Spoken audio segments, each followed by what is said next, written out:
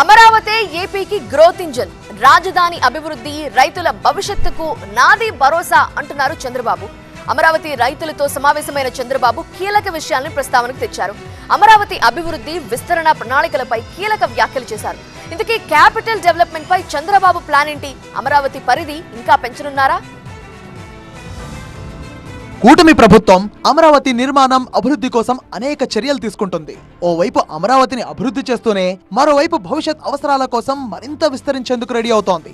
హైదరాబాద్ తరహాలో అమరావతి అభివృద్ధి చెందాలంటే 29 గ్రామాల పరిధి సరిపోదని చంద్రబాబు భావిస్తున్నారు. ప్రస్తుతం 29 గ్రామాల్లో ఉన్న కోర్ క్యాపిటల్ పరిధి విస్తరించకపోతే అదో మున్సిపాలిటీలా మిగిలిపోతుందని అభిప్రాయపడ్డారు. అమరావతిని ఓ మామూలు నగరంగా కాకుండా ప్రపంచ స్థాయి నగరంగా మార్చేందుకు ప్రయత్నిస్తున్నామని, అమరావతి ఆ స్థాయిలో అభివృద్ధి చెందాలంటే తాను తీసుకునే నిర్ణయాలకు రైతుల నుంచి కూడా మద్దతు కావాలని సీఎం కోరారు.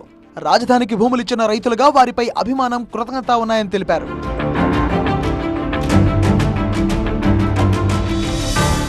కొన్ని సమస్యల విషయంలో అసంతృప్తిగా ఉన్న అమరావతి రైతులతో సమావేశమైన చంద్రబాబు కీలక అంశాలపై చర్చించి వారికి భరోసానిచ్చారు. ఈ భేటీలో రైతులు తమ సమస్యలు చంద్రబాబు దృష్టికి తీసుకువెళ్తే చంద్రబాబు కూడా అమరావతి అభివృద్ధి ప్రణాళికపై రైతులతో మనసు విప్పి మాట్లాడారు. అమరావతి ప్రాంతానికి, రాజధాని రైతులకు న్యాయం చేసే బాధ్యత తనదే అన్నారు చంద్రబాబు.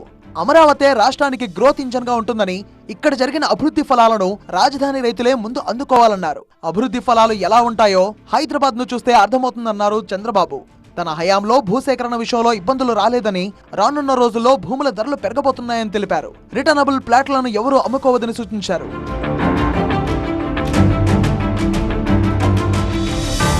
కేంద్ర మంత్రి నిర్మలా సీతారామన్ అమరావతి పర్యటన నేపథ్యంలో క్యాపిటల్ గెయిన్స్ పై మరో 2 ఏళ్లు పన్ను మినహాయింపు పొడిగించేలా కేంద్రాన్ని కోరాలని రాజధాని ప్రాంత రైతులు ముఖ్యమంత్రి చంద్రబాబును కోరారు. రైతుల సమస్యల పరిష్కారానికి సీఎం సానుకూలంగా స్పందించారు. పరిష్కరించదగ్గ సమస్యలన్నిటికీ త్రిసభ్య కమిటీ న్యాయం చేస్తుందని తెలిపారు. అమరావతికి వ్యతిరేకంగా కొందరు కావాలనే సోషల్ మీడియాలో పోస్టులు పెడుతున్నారని రైతులు ముఖ్యమంత్రి దృష్టికి తీసుకువెళ్లారు. అసత్య ప్రచారాన్ని కట్టడి చేస్తామని చంద్రబాబు భరోసానిచ్చారు. అమరావతి ఉద్యమంలో భాగంగా అనేక జేఏసీలు వచ్చాయని, ఇప్పుడు రైతులంతా కలిసి అమరావతి డెవలప్మెంట్ అసోసియేషన్ పేరుతో ఒక సంస్థను ఏర్పాటు చేసుకోవాలని సీఎం రాజధాని రైతులకు సూచించారు. అమరావతి రైతుల అభివృద్ధికి, భవిష్యత్తుకు తాను పూర్తి కమిట్మెంట్ తో ఉన్నా అని చెప్పారు చంద్రబాబు. మొత్తంగా చంద్రబాబుతో సమావేశం పట్ల రైతులు సంతృప్తి వ్యక్తం చేశారు. ఇటు అమరావతిపై ప్రభుత్వం భవిష్యత్ ప్లాన్ ఏంటో కూడా స్పష్టమైంది.